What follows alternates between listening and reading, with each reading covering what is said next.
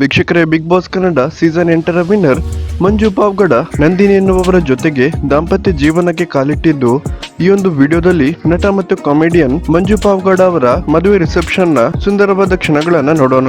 ವೀಕ್ಷಕರೇ, ನಟ Manju Pavagada Bigg Boss Kannada season 8ರ ವಿನ್ನರ್ ಆಗಿದ್ದು, ಇದೀಗ ಕಲರ್ಸ್ ಕನ್ನಡ ಚಾನೆಲ್ ನ ಸೀರಿಯಲ್ ಒಂದರಲ್ಲಿ ವಿಲನ್ ನ ರೋಲ್ ಅನ್ನು ಕೂಡ ಮಾಡ್ತಿದ್ದಾರೆ.